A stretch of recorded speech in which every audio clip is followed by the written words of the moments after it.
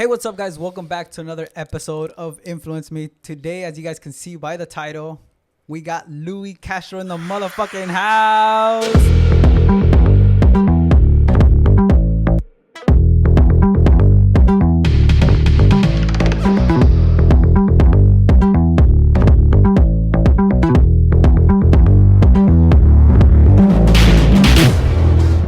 Stupidas.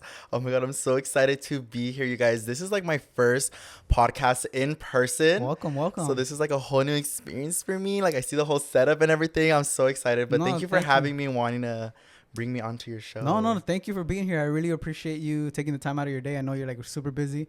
I know you got a lot of parties to go to, and I'm like, hopefully he has a little bit of time. Chile appointments. I wanted to get started. Well, first of all, I wanted to explain to, or just let the people out there know why I started doing these episodes.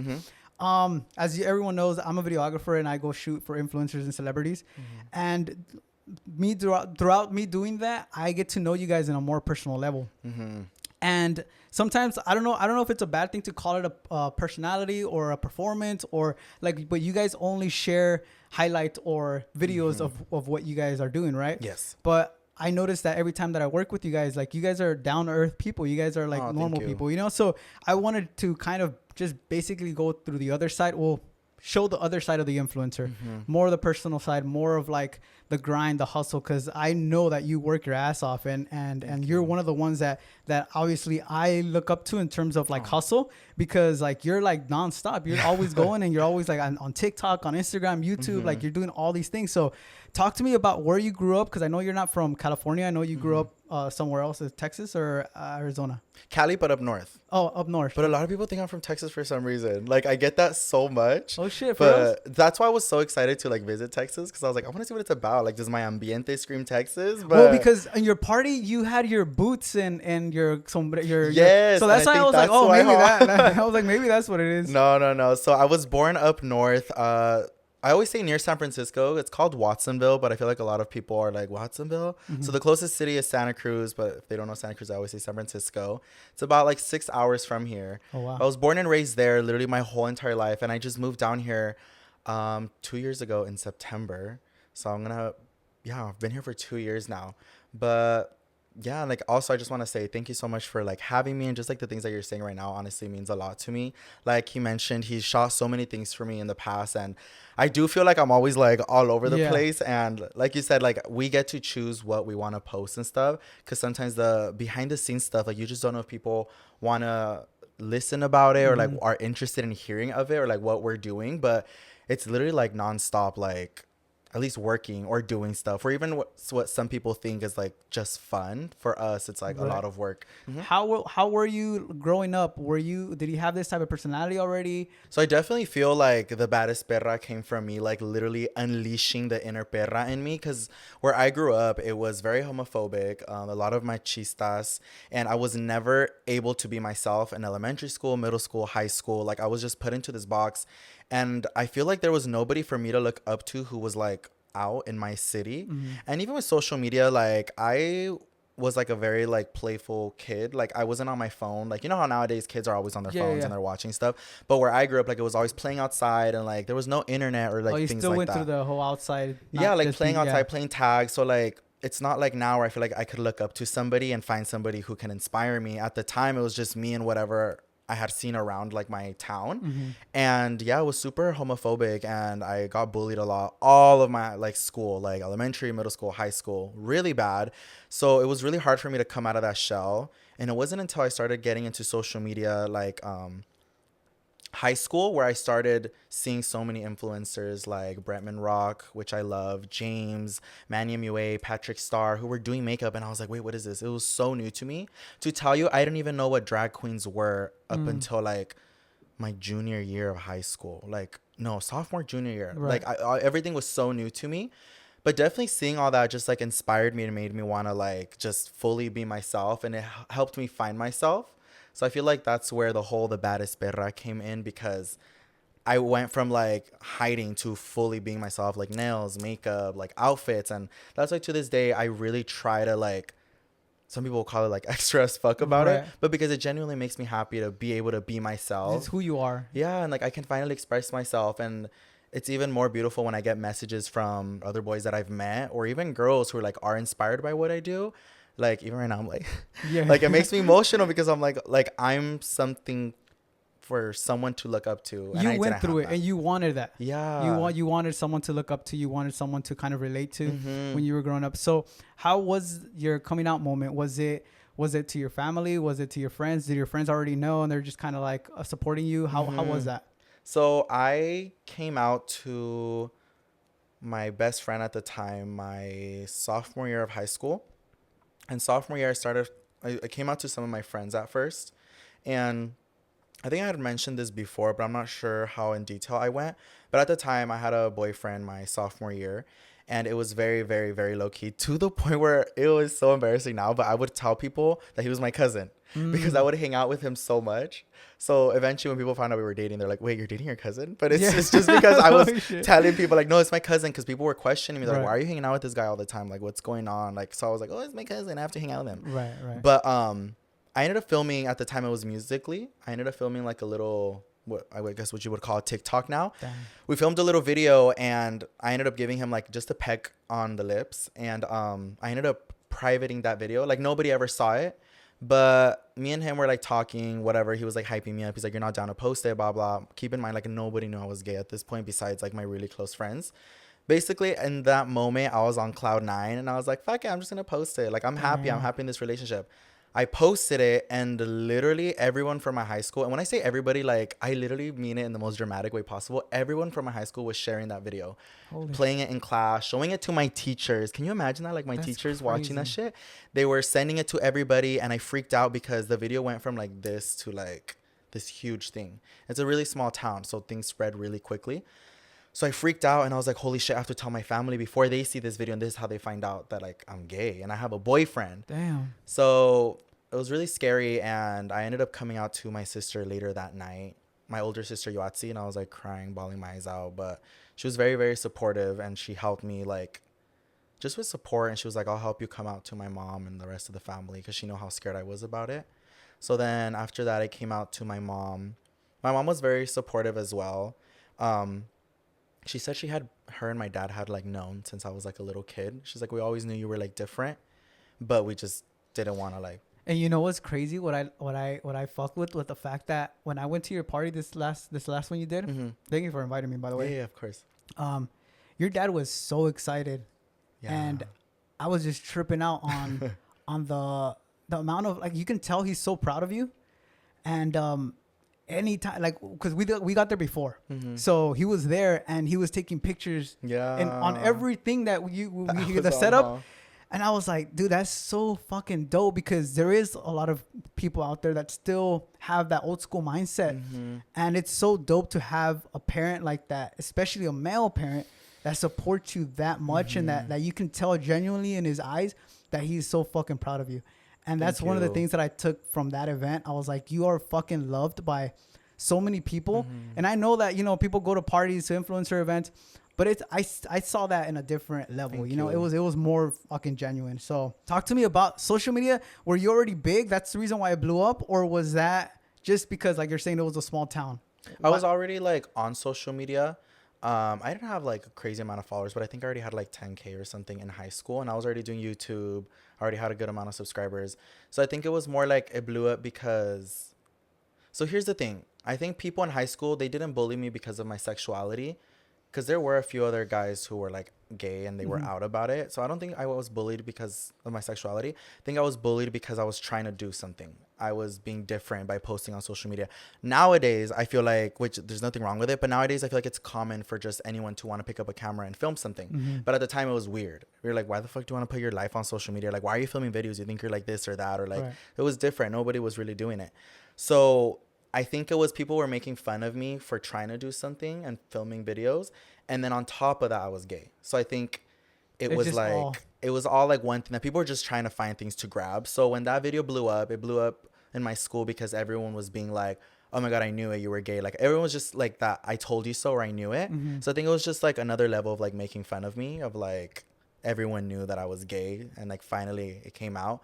But the thing is that people thought that video got leaked. They didn't think I posted it. So that's why people were, so it's almost like if somebody gets like their nudes leak or something, right. Everyone shares it being like, oh my God, they don't know they got leaked. So I think that's what the video, kind of like a gotcha moment. Yes, I think that's how people took it, and they started sending it everywhere, and it became like that's why people were showing it to each other in school and class and everything, because they thought that it was funny. How long after that video were you like, well, fuck it, it's out, let's fucking just let's go, you know, like I'm just gonna be myself now, and or was that a process? How was that?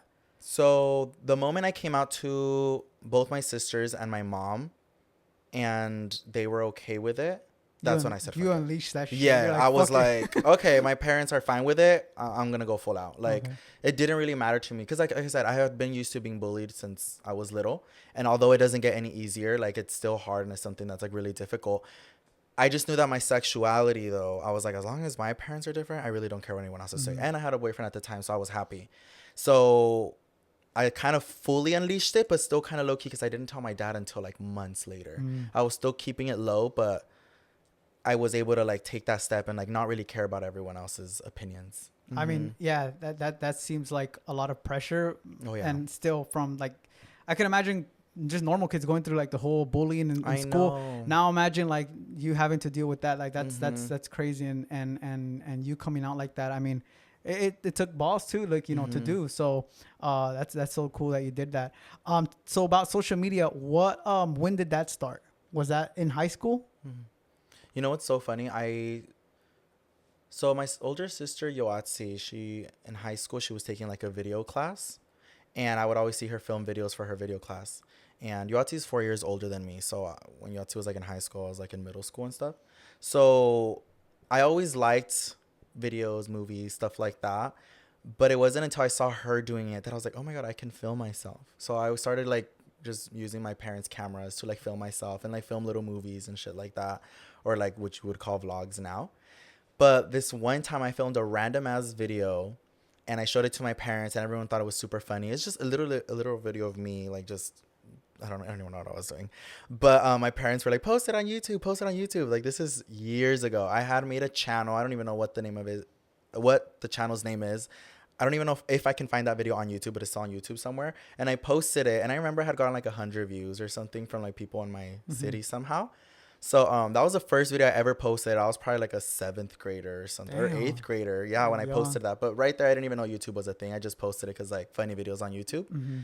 But I didn't start taking YouTube seriously until like 2015. My younger sister Andrea had a lot of YouTubers that she would watch, like Bethany Moda and stuff like that. So she's like, post on YouTube, like blah, blah. And I was like, wait, what is that?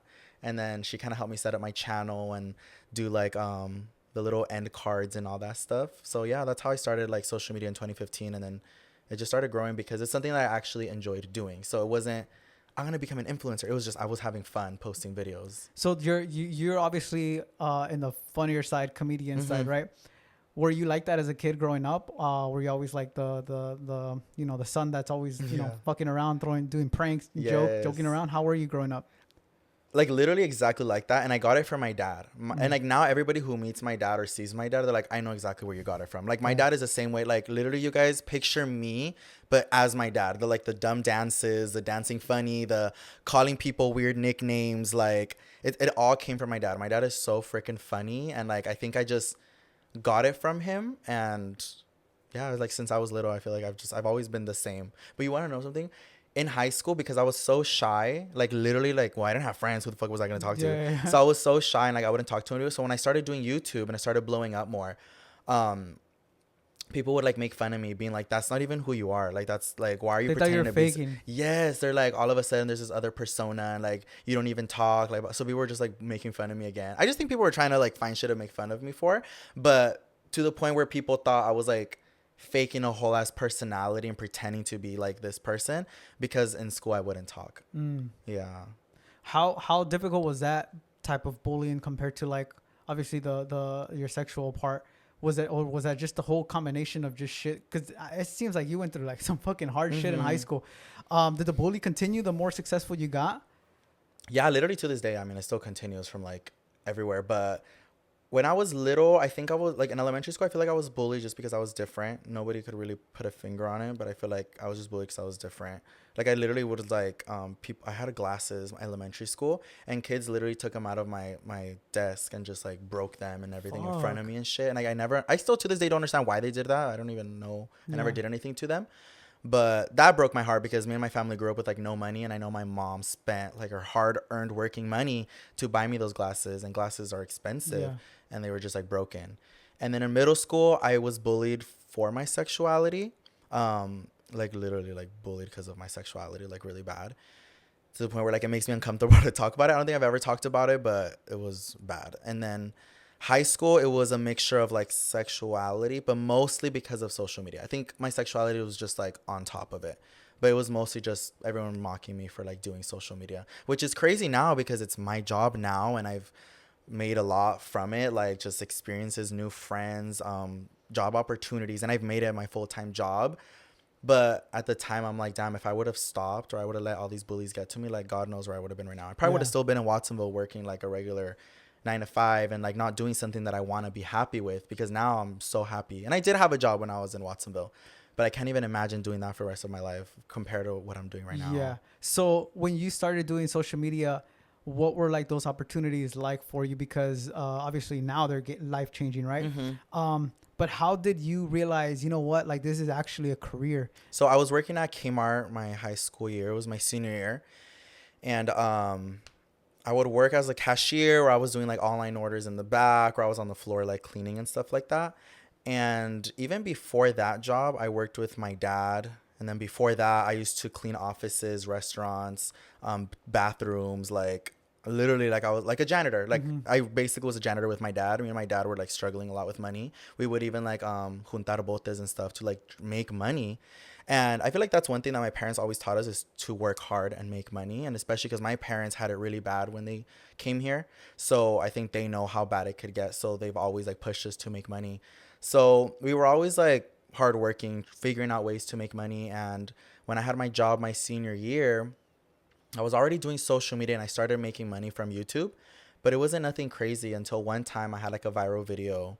It was the, what was it? Losing my virginity in 6th grade. Oh, It shit. was like a clickbait video, but that video made me so much money to the point where I was like, why the fuck am I still working? But it was like crazy. Like I literally remember looking at my bank account, like to the point where my dad thought it was a scam. He's like, don't touch that money. We need to go to the bank. We need to verify where it's coming from. Oh, like, shit. so I had that money in my bank account for months without being able to touch it. Cause my dad was like, that's scam. Like that's not real. How many subscribers did you have at that time? I had just hit 100K. I literally went from like 25K to 100K within like less than a week because of that video. It went viral. And that video, like, although it does make me embarrassed because of the title, I found so many of like my perras through that video, because I don't think people were following me like, oh my God, the clickbait videos. I think people saw my personality with the way I tell stories. So for a good minute, my channel was just like a story time channel.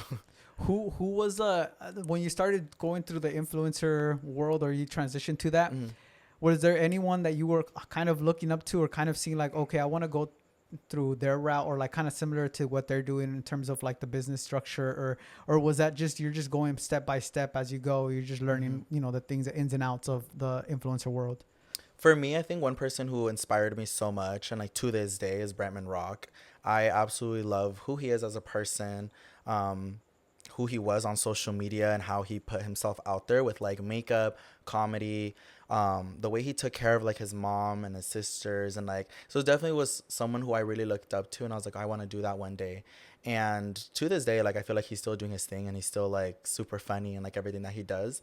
So I really liked how he just did everything with social media. Like I remember seeing when it turned into like a job for him, because he was getting all these brand deals and stuff, but I still feel like he was being himself, and he was still being funny. And like, that's one thing that I took from him, is being like, always be myself no matter what I'm doing, whether I'm doing something sponsored or whether I'm doing something makeup or comedy, whatever it was. I was like, I always want to have my personality in there. And I feel like there wasn't that many people like that before. So he's somebody who like I really looked up to, and I was like, I want to follow like that structure of like being myself during this whole journey. Talking about being yourself, I think that it was a lot different with, how old are you right now? I'm 23. 23. I had to think about it. I was like 23. Well, I'm 30, so I'm a little older than you. And when I was in high school, I remember, like, I don't know if it was just my high school. Maybe, like, you know, everyone could comment down below. But to be Mexican was not so, like, popular, you know, back when I was in high school. It was not like like, I listened to the Wookiees and I listened to this and I listened to that. It was not like something to be proud of. You wanted, you kind of were in a way embarrassed for your friends to know, like, yeah, these guys listen to cumbia, or these guys listen to, like, you know, Los Temerarios or shit like that, you know? So obviously for you, it was a little different. You always represent, and I always feel that you represent, like, the Latinos. And that's something that I noticed from you. Yeah.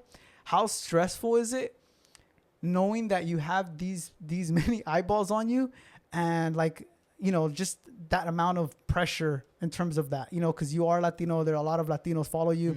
How is that pressure like for you? Well, I feel like for me, I think with the media, that's where a lot of, like, the, like, being proud of being, like, Latino or being Moreno and stuff like that was hard for people, because, like, even in the novelas, you always see, like, the lighter skin complexion people who were, like, the beautiful ones, or, like, the main characters, or the even, dark like, ones were the ones that are fucking, they were either, like, the sirvientas, or they were the ones limpiando, or they were the ones with the, like, the washing cars. But the güeritos with the blue eyes or the green eyes were always the ones that were, like, super glorified and, like, everyone, like, was obsessed with and stuff. But so I think that's where a lot of people being, like, embarrassed of, like, their skin tone or stuff like that growing up kind of came from. It's, like, embedded in your... Yeah, like, because that's all you see on TV. So people are like, oh, like, I have to look like that, or I have to be, like, güerita with colored eyes and shit like that.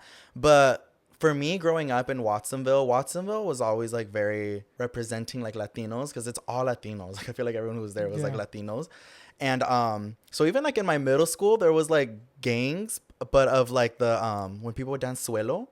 So there was, like, these, like, Latino, like, gangs of, like, I forgot what they would call themselves, like, Las Chicas Tremendas or shit like that. Like, they would come up with their little gang names and stuff. But they were always representing, like, even to the point where, like, during lunch and stuff, our school would bring DJs for people to dance suelo, or, like, what else would they dance? So it was very Latin driven. Yeah, it was always, like, super Latin driven, like, even during high school and stuff. So I feel like for me, it was always something that I was super exposed to.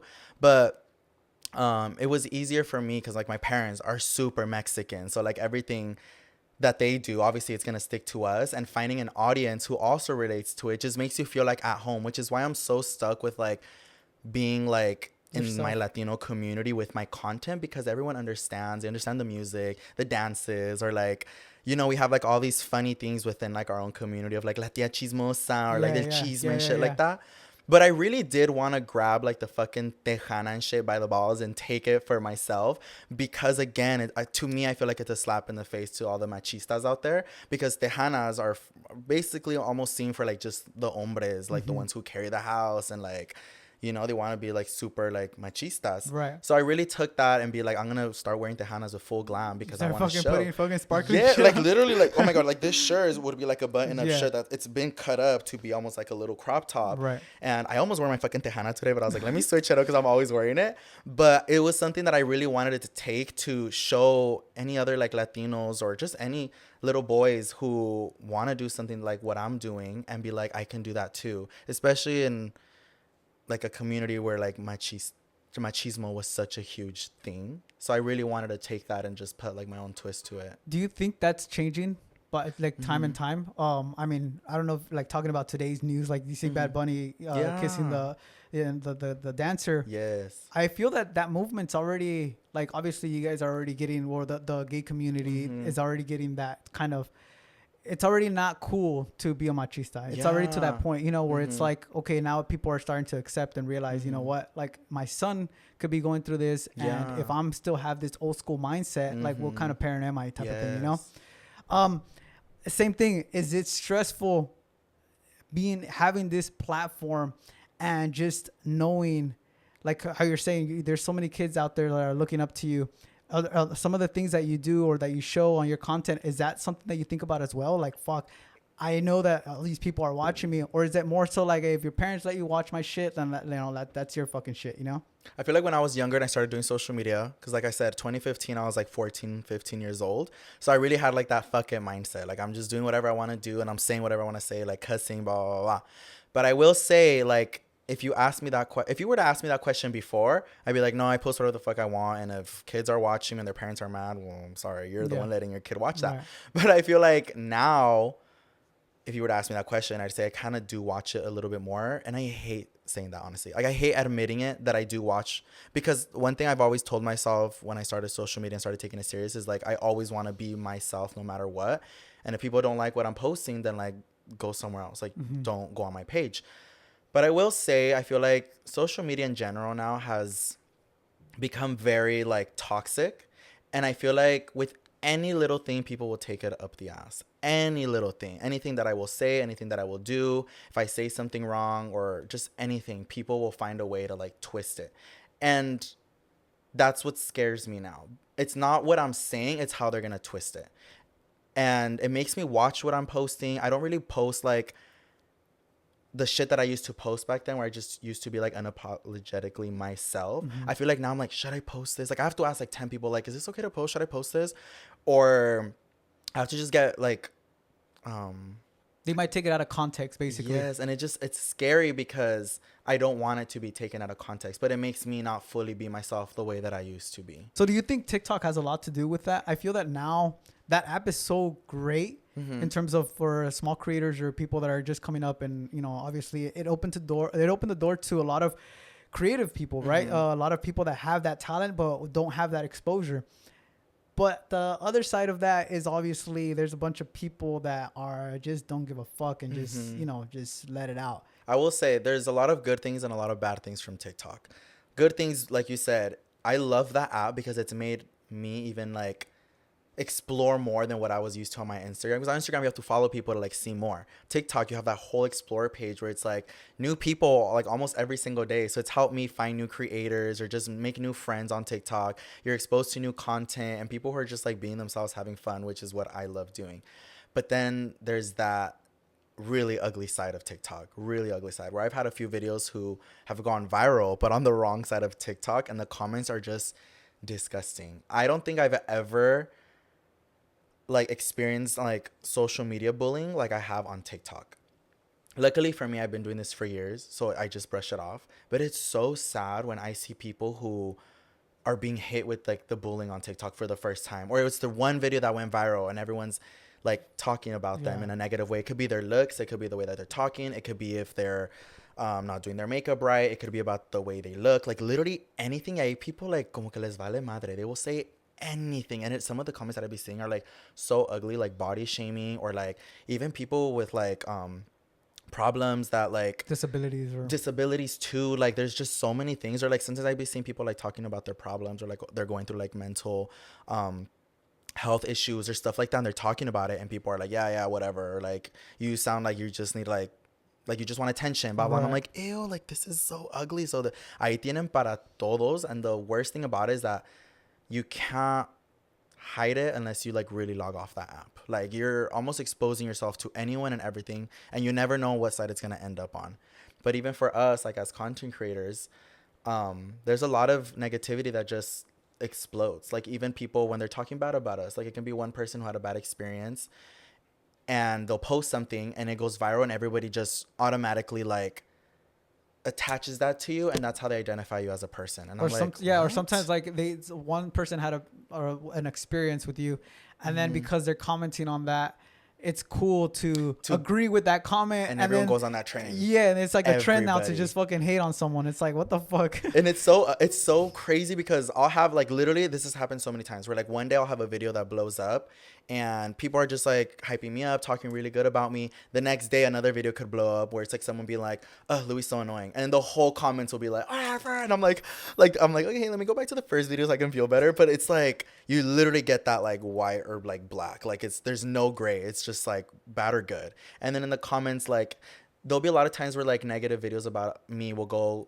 viral or something, and all the comments are talking bad, and I feel so bad because there'll be some of my perras who are in the comments like trying to back me up or be like, no, like this is not like blah blah blah, and everyone would like destroy them too. So I'm like, fuck, tienen pa todos, like not just me, but like I'm grateful for the people who stand up for me, but I feel bad because they be fucking dragging them. And that's what I was gonna ask you. I was like, because on my YouTube, there's been a couple times where they'll not bad comments, you know, but like just like little stabs on my channel, and there's other people that just they go at them and stuff like, oh no, they like so like a protecting type of thing. Yeah. So that's what I was gonna ask you, like if you're, you know, your crew just fucking goes and just... My perras will put up a motherfucking bun. I will say that, and I love them, and I feel like all my perras are exactly like me, whether it comes to the comedy or the way that we carry ourselves or the way that we are. And that's literally what it's helped me build this community, because I've always been very, like I said, I've always tried to be myself. So it's helped me find a community of people who are like me, who they think like me, who they carry themselves like me, or hopefully like look up to me. So whenever like I'm clapping back at someone or something, like my perras will put up a bun and go right at it as well. And a lot of people will tell me shit sometimes when I clap back, but the days that I have time, like I will clap back, because at the end of the day, I'm still a person and I have every right to stand up for myself. But a lot of people will sometimes get angry when we stand up for ourselves. They're like, nah, like, nah. I'm like, bitch, you literally were just telling me shit. But the moment I stand up for myself or I say something back, they're like, ooh, there's the type of person y'all are following. Like, this is who y'all look up to, blah, blah. And I'm like, did you just forget what you just told me? But obviously when we say something back. So there are times where you like hold back on like comments where you just want to go ham on them and stuff?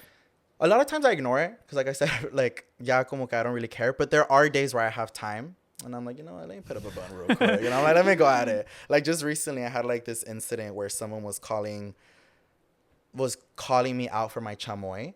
But here's the thing. Constructive criticism. If I come out, say we're talking about my chamoy, and someone's like, ooh, this shit was way too spicy. It's too fucking sour. It wasn't good for me. I don't recommend it if y'all don't like the same things. But if someone posts, this shit was fucking trash, don't fucking spend your money on it, that's not constructive criticism. That's talking shit. And you're tagging me and you're like looking for it. How am I not going to take that wrong? If somebody simply was just like... It's like picking a fight, basically. Yeah. If someone was like, this isn't for me, it honestly wasn't good, it was like sour, I would have been like, pues ya que somebody didn't like it, everyone's taste buds are different. But if you're literally being like, that shit is trash, it's like me going up to someone and be like, by the way, your makeup is trash, go fix it. They're going to be like, bitch, what the fuck? They're going to want to fight me. But if I'm like, hey, girl, like, your lash is coming off a little bit, can I fix that for you? Or like, hey, like, just to let you know, your lipstick is coming off. That's different. But when someone's coming at me, obviously I'm going to take it wrong because it's something that I worked really hard on and they're like talking shit about it. So there's times like that where like I have stood up for myself, and I did get a lot of like feedback of people being like, wow, Louie, you're such a bitch. Like, I can't believe this or that. And I'm like, but everything they just said, like, disregard that. I think that's what sucks, that you can't, I mean, they want you to be yourself in a way, but then obviously you do have emotions, and obviously you do have, you know, your own feelings. And sometimes there's days that, you know, like you're going through shit and you're like, you know what, fuck, you picked the wrong fucking day. You picked the wrong fucking day to test me, bitch, because I'm going through a lot right now. Exactly. But also, like, another thing I want to push on my content is, like, from somebody who has been bullied a lot, like, I have been, like, clapping back at people for, like, or even when they come at my family or something, like, I will say some shit because I know what it's like to be the underdog and have everybody pick on me and tell me shit, to the point where now, like, I will clap back and I will say something. And although some people will be like, that's not, like, a good way to influence people, I'm like, you got to stand up for yourself. And I'm not going to be showing people, si nos dejamos, everyone's just going to step all over you. Right. And 90% of the time, it's not that you're doing something wrong, is that people te tienen envidia for something. Right. So it's important to, like, stand up for yourself. That doesn't mean start a fight everywhere you go and put up a bun. It just means, like, it's okay to stand up for yourself. And, like, if people are coming at you sideways, then give them the energy that they're giving you, you know? So talking about, like, bad or comments that are bad, I also want to bring up the good comments, you know, because I feel that sometimes I catch myself like, all good comments, one bad comment, fuck you. You know, like, it's like, okay, but we have to sometimes bring a little bit more light to those that are positive, because sometimes I feel that the loud ones are the ones that are negative. Yeah. You know, those are the ones that are just like all over the place and shit. And the ones that are like more nice, I feel that we should kind of shout them out a little bit more, you know, that way they have that like they're more encouraged to be like, you know, that, like you're saying, like your berras fucking back you up. There's a bad comment, they're like, and I feel that we should bring light to them a little bit. So what do they mean to you when you're going through those times where you're like, fuck, it's not a good day today, these people are coming at me, but then you see like those good comments, then you see those positive comments, those encouraging comments, how does that feel? Well, I will say, like, just to speak it out. Like, literally, my perras are the reason that I am where I'm at right now. And that's just like with my confidence, with the way I carry myself, with being so confident, and like with what I'm doing. Like, if it wasn't for them, like, I literally wouldn't be here. And I don't just mean that like social media wise or like money wise. I mean, like, mentally, I would not be here right now, because they are the reason why I get my nails done. They're the reason I do my makeup, because they've given me that reminder that there's people out there who love me for who I am, and I didn't have that before. So I feel like they're the reasons I found like my inner perra, and I was able to like really unleash that. So it means a lot to me, and I feel like I do my absolute best to engage with my audience as much as I can, whether they're sharing my YouTube videos, I'll repost them, or I always go through my DMs and I'm always like screenshotting them and like replying to them, because I enjoy talking to them, because like I said, they're literally like me. Like, they talk like me. Yeah. Or even when there was like this time where I was like doing a lot of like a lot, and a lot of things people would just like reply to my thing like with the same sound, or people would just randomly send me videos of them doing it. Or even, it's just crazy that there's this whole community out there who is just like me, and I appreciate them so much, and it means the world to me. And that day where I was like clapping back at the person who was talking shit about my chamoy, it just so happened that I was at the beach boardwalk. It's like this amusement park. Mm-hmm. And I was meeting so many of my perras. So I was going through my mentions. That's the only way that I saw that chamoy thing talking shit about me. I was going through my mentions, reposting like so many of my perras who I had met that day. And then it was that one, literally that one story of someone be like, this is trash. Ooh, I had time that day, and I was like, oh, like, let me put up my fucking bun right now. So I responded to it, and then I just like pushed it out of the way, and I continued with everything. But it's like you said, you'll have so many good things, like that day where I had so many reposts of people who were like meeting me that day, and then that one negative fucking thing, and I engaged with it. I don't always engage with it, but like I said, that day I really did have time. But it's very important, like you said, to just have that connection with your community, or like your followers or your supporters or anyone who's there supporting you, because they're investing their time into us. We need to like give them the same energy back. And y'all let me know if I can do better. But I feel like the reason I have a strong connection with them is because I do engage with them a lot, as much as I can. Yeah, and you show a lot of yourself. Like I watch your story time sometimes that you're getting ready and stuff, and you're like over here. And I'll say too, like, I take a lot of my time to do a lot of these things. Like, for all the meet and greets that I've had, I don't think I've ever gotten paid for them, ever. But I do it because I want to do it. Or I do it because I want to be there. Or the one that I just had with my sisters, that was something that we were genuinely like super excited to do. But like, I think people think like, oh, he's doing this meet and greet because he's getting paid. It's like, no, like, I'm not getting paid. Like, I want to do this because I want to do it. Especially that meet and greet in general, because I was just doing it with my sisters. It's something that we've always wanted to do. The only thing that like obviously I will get paid for and stuff is like my tour. But even my tour, and I would like to say that everyone who was there had that was like a huge, really good right? time. That was like really, really huge. Yeah, and like I personalized that tour so much that I got so much really good feedback. So that for me was just like so much fun.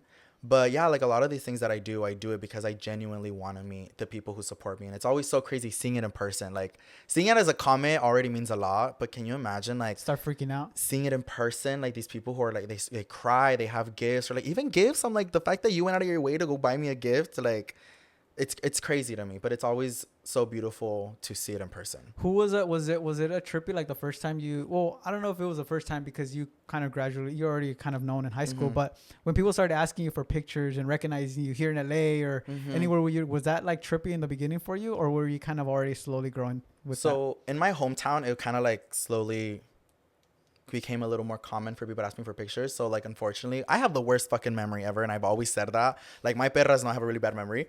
So I don't remember the first person who asked me for a picture like in my town, but I do remember the first person who asked me outside of my town. So me and my family would always go to Disneyland every November, like every single year. And one year, I don't remember what year it was specifically, but we went to Disney, and we were at Disney, and I remember someone was like, oh my God, Louie, can I get a picture? And literally I turned around like, what the fuck? And all my family was like, because this is in LA, like 6 hours away from where we live. And nobody had ever asked me. We were at Disneyland. So again, like Disneyland, there's people who come from all over the place. Yeah. And I was like, yeah, like, let's do it. Like, I think I was more excited to take the picture than they probably were.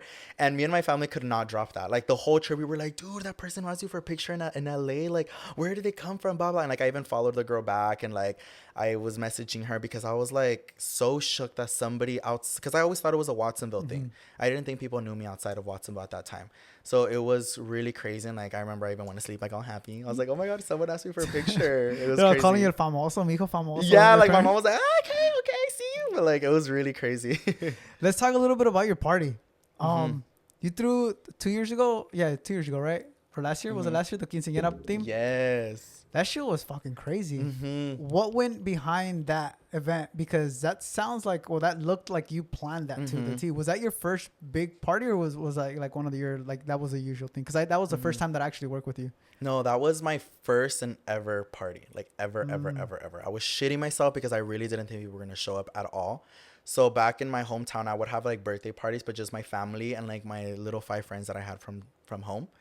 And when I was throwing this party, I was so nervous because I never had friends. I was like, how do you even, like, invite people to this, or, like, whatever? I remember I literally sent my invitations. I told people, like, 3 weeks before my party because I was so scared that no one was going to show up, and I knew it was going to be super expensive to throw that party.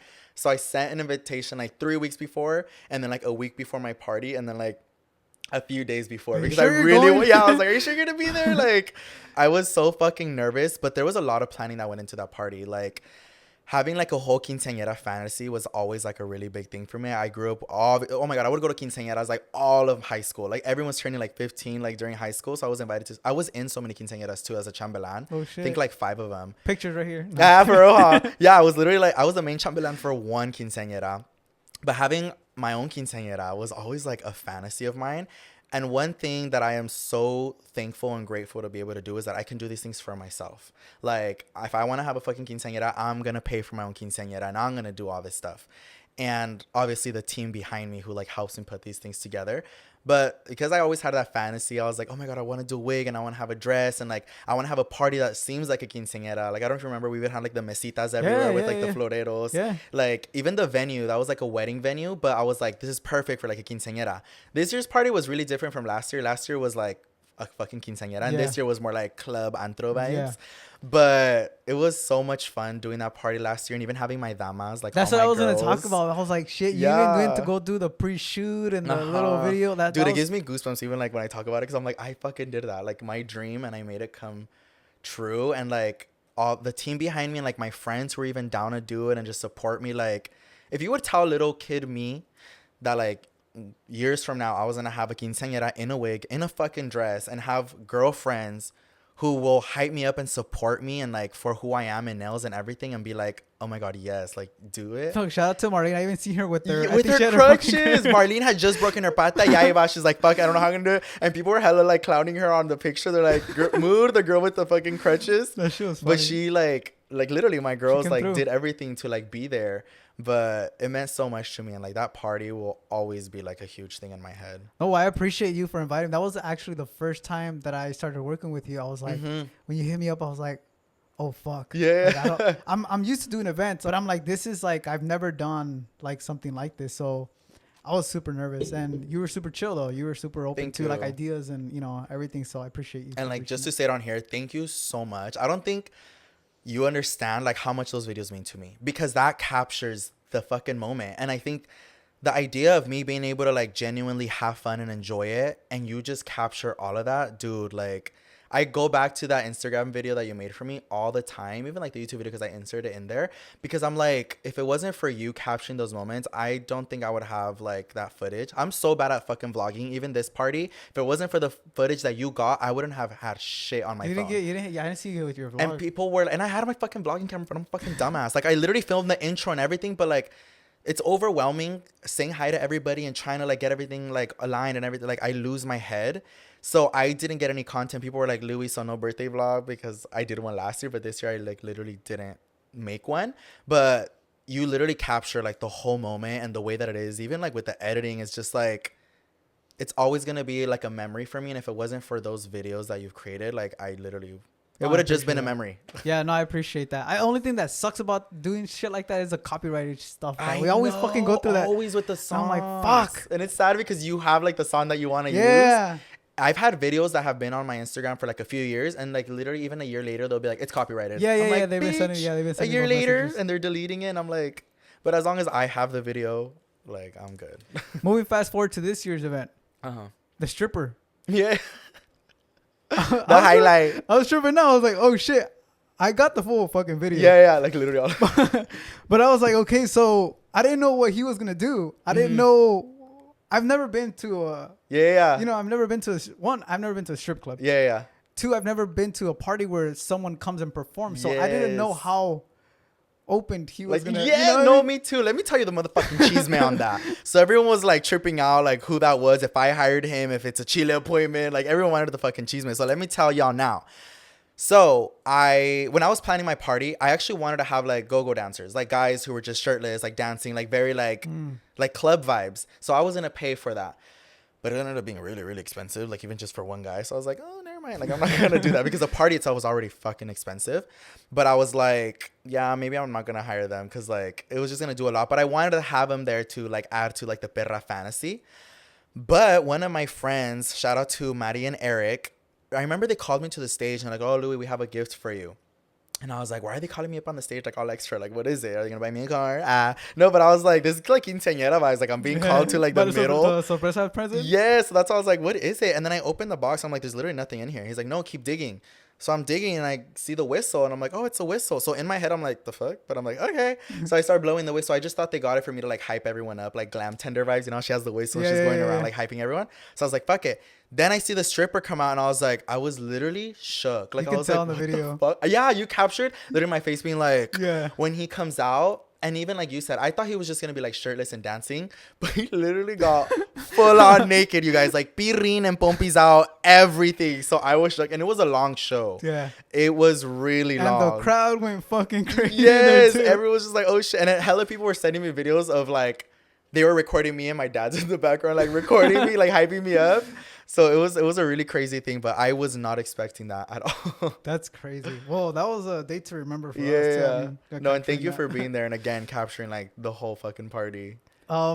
Let's talk a little bit because I want to bring value to people that are out there, videographers or people that are in the business. You are in the influencer world, but as well as like you're also a business person. You know, you have your brand deals. You have to obviously look out for your money. There's a lot of videographers that want to work with influencers. There's a lot of videographers or photographers that are, you know, they see me and they were like, oh, well, I would want to work with influencers too, or celebrities.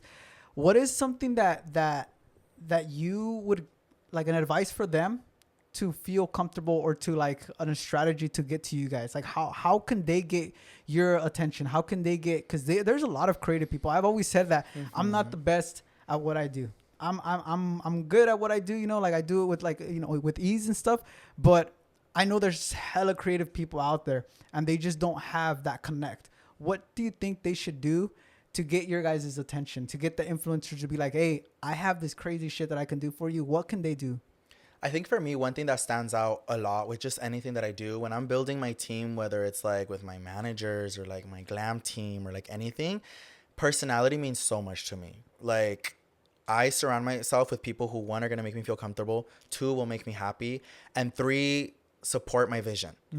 And that's really important for me because, like, if you're working with somebody who's, like, super serio or, like, not really giving... Because I've worked with people who, like, are just not really seeing the vision or they make me feel uncomfortable. I've had photo shoots where I was so uncomfortable because they're just super serio. Like, all right, like, pose. Like, all right, do that. And I'm like... like, you want to be catch a vibe with them. Yeah, so, like, just being polite, being nice, and, like, just... not being shy to like also throwing your personality in there. Like, to me, that shows a huge thing. And like, whenever I have that and I've worked with someone, it's easy for me to recommend them to my friends who I know are also kind of similar to me. Like, oh my God, I worked with this person. They were so nice. They were super sweet. They were like hyping me up. They like made me feel comfortable. So it's like, it's easier for me to recommend. But also on my end, one thing that's helped me find people, because everyone has busy ass schedules. So it's always... Nunca falta when like someone we want to work with is busy and that's when we're like, fuck, okay, like I need to find somebody. So I think people's pages, your Instagram page or your TikTok page, whatever, see that as like a resume. It really is. People go on there and that's what they're looking for. That's how they see your work. Even for us, like, this is my job. That's why I try to keep my Instagram looking as good as I can because it's literally a resume. That's where people are going to go look for your work, see what you've done. So staying consistent with your page, what you're posting, your work, and like, showing what you can do obviously is going to make a huge difference. And also, don't be afraid to reach out to people. I've came across a lot of people like who have done my makeup, who have done my wigs, or who have done footage for me because they've DM'd me their work before. Hey, like, by the way, if you ever need somebody, and like, I'm going to expose myself. It's happened to me a lot where, like, for example, videographer, hey, Louie, like, I'm around the area. If you ever need something, blah, blah. And they'll send me some of their work on my Instagram. And I go through my DMs a lot. So I don't know if this is for everyone else out there, but for me, I go through my DMs a lot. So I do come across these things a lot. So I'll screenshot people. Even if I don't message them in that moment or something, I'll screenshot them. And if I ever need something in the future, I know who I can like reach out to. And I think a lot of people are scared to reach out. Like, people are like, oh, I don't have a lot of followers. You're not even going to see my DMs. With me personally, since I'm always on my DMs, I'm always finding people. And don't be afraid to post your work. Stay consistent with it. Even just like if it's something that I think people need to remember to invest into themselves as well. If it's a video that you want to shoot or you want to do, like, also do it. Like, find a way to do it so you can show like your creative side. And I think just reaching out, like, don't be afraid to reach out no matter, even if you feel like you're not good enough. Because I feel like even you're being really harsh on yourself. You're like, I'm not the best at what I do. But like, to me, you're like amazing at what you do. So I think we're always going to be our biggest critics. And we're always going to like bully ourselves and be like, I'm not that good. I'm not going to reach out. I'm not going to do this. And that's another thing I wanted to touch on real quick.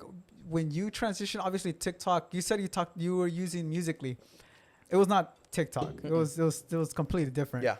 So you were a YouTuber, Instagram, Twitter, use Twitter. But when TikTok came out, did you have to, you spoke about it a little bit, but can you go a little bit more in depth in terms of how you had to creatively change, or did you have to change your style? Did you have to change the way you thought of creating content? Because it's totally different from YouTube and Instagram. Yeah, it's all these platforms are really crazy and they're all so different. You cannot, I mean, if there's people out there who have done it, like, amazing. But to me personally, I cannot go off of like posting the stuff I post on Instagram to post them on TikTok and expect them to like do well. I feel like, thankfully, and thanks to like my perras, I've grown a following on like pretty much all my platforms. And it's because you really have to put different time and energy into everything and be consistent with it. But my YouTube stuff is different from like my Instagram stuff. My Instagram stuff is different from my TikTok. Like, you really have to like figure out how that app is. To me personally, on Instagram, I feel like I have to be fully glammed and like ready every single time I post, unless it's like on stories. On TikTok, I feel like people want to see more of like that genuine, relaxed side, super like, I love TikTok. Like, I love it so much because like, I feel like that app and YouTube are where I can mostly genuinely be myself. More raw. It's more raw. On Instagram, I have that pressure of feeling like I have to be like Insta baddie, full perra potential vibes. Photo shoot type thing. Yeah. But like on TikTok, I realized people like that raw stuff. So it's like I started posting stuff like that, and it really helped me find even a new audience who enjoys that kind of content. And it's just every app is different, and you have to like figure out how they are or what they want. So for upcoming influencers, I mean, they're micro influencers. I think that's what they're calling them. I never heard of that term before. I know, same until like recently, huh? Yeah, I started like hearing that. What can they look out for? What can they do to prepare for the storm that's coming their way? One thing I will always tell people is to like always be yourself. Like, no matter what you're doing, be yourself and just have fun with it. Because I feel like that's what's kept me in this industry for so long, is that this is all genuine and fun to me, and I've always been myself, that it doesn't feel like a job. I feel like a lot of times people feel like they have to be somebody else or pretend to be somebody else. But can you imagine doing that for years? How exhausting and boring that's gonna be. And when you're being yourself and you're having fun with it, you're literally just having fun with it. So time flies. Like 2015 to now, that's what, fucking 7 years? Yeah. Like, when you tell me 7 years, I'm like, oh my God, I've been doing this shit for 7 years. It's crazy. But like, to me, I've had so much fun and made new friends and everything. Another thing I will say, you guys, is just be prepared for the negativity, but do not let it tear you down. One thing I always remind myself is like, if I would have let the negativity tear me down and stop me, where the fuck would I be right now? And that always pushes me to continue with what I'm doing, no matter the negativity, no matter what they're saying about me, no matter what they're picking at, is like, I'm going to keep pushing forward, because the only reason people are telling you negative stuff is because, one, you're doing something different. Two, you're doing something that people aren't used to. And three, like, they're literally jealous. That's the best way I can say it. Why else would somebody out of random just want to come at you?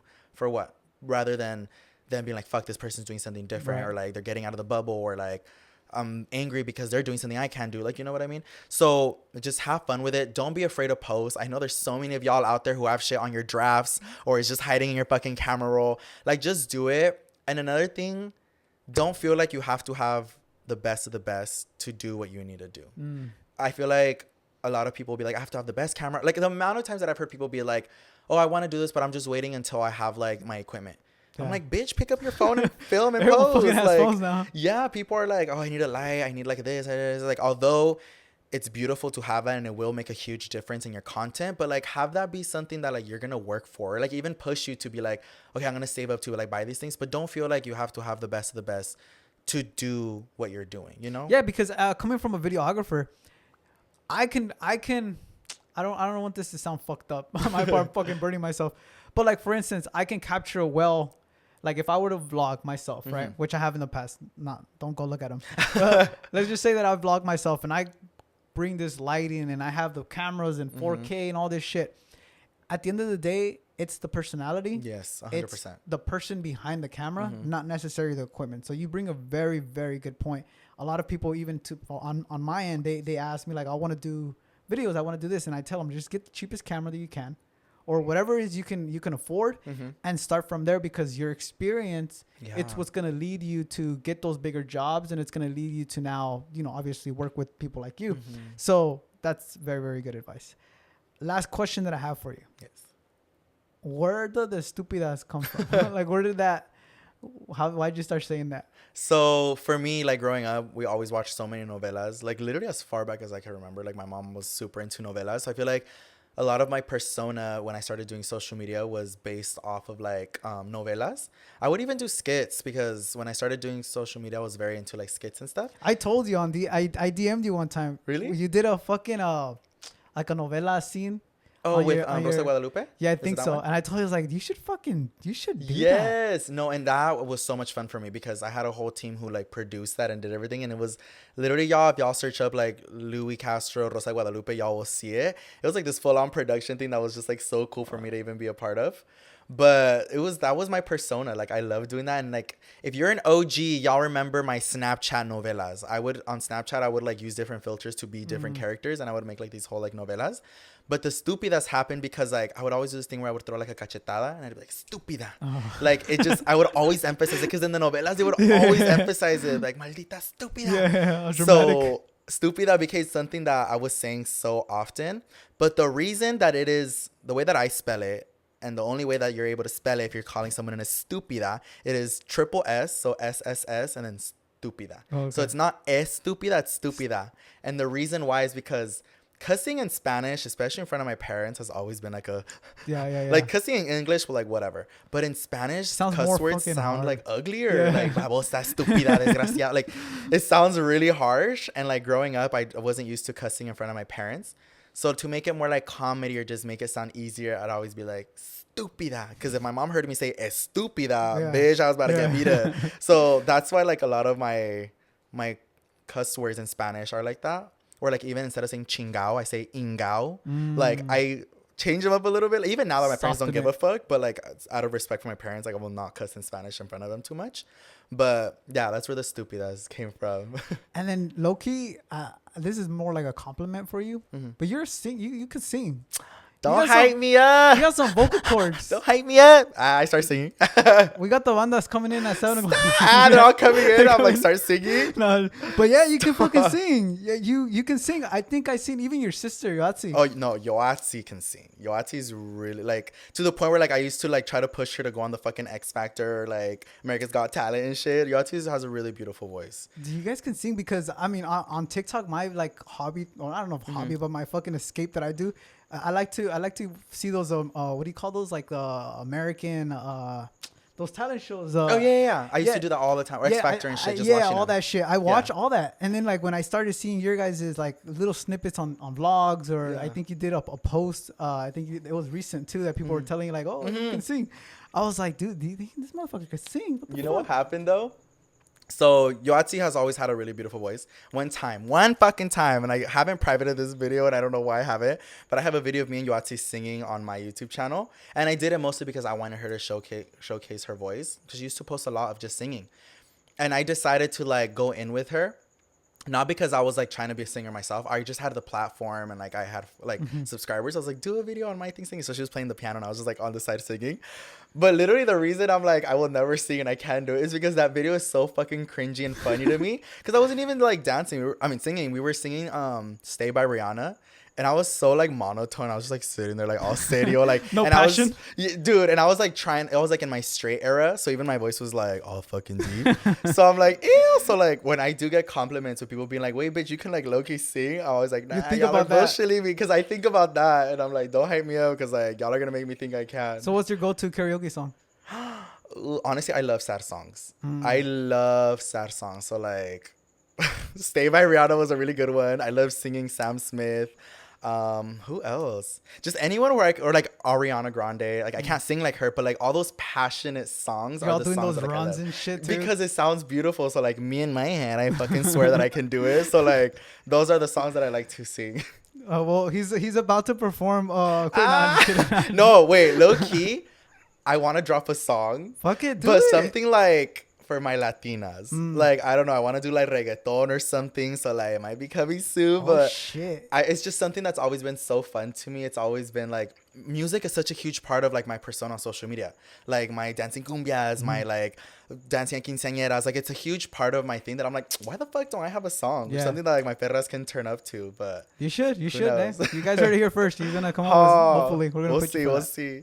Well, thank you for coming. I appreciate you. I appreciate the time. Congrats on all your success. Thank you. You're a very, very cool, down to earth person. Besides like the influencer side, like as a person, you've always been so sweet to me. You've been nice. You've been caring. You've always, even when I go to your events, like, hey, ya comiste, hey, this, you know, like, so I really do appreciate that. And again, for being here. No, and thank you for having me and like just having like these moments where we could like open up and talk about things that like I normally don't even talk about. Like I appreciate you taking interest and wanting to like even like know more about that, but appreciate your work and the time that you've spent like working with me and stuff. And thank you for having me. And like this is something that I'm really excited to do, and I cannot wait for y'all to watch this. Well, I'll leave his links down below. Like always, guys, make sure you guys like, subscribe, and share this video with everyone you know. Today, ladies and gentlemen, the baddest perra. Share this with your mommy, your papi, your hermana, your fish, your dog, anyone who needs to see this, stupidas. Once again, thank you for having me, and I love you guys. Peace. Bye, stupidas. Yay. Oh my God, that went by so fast. When I checked the time, and I was like, oh shit, it's already 9. Yep.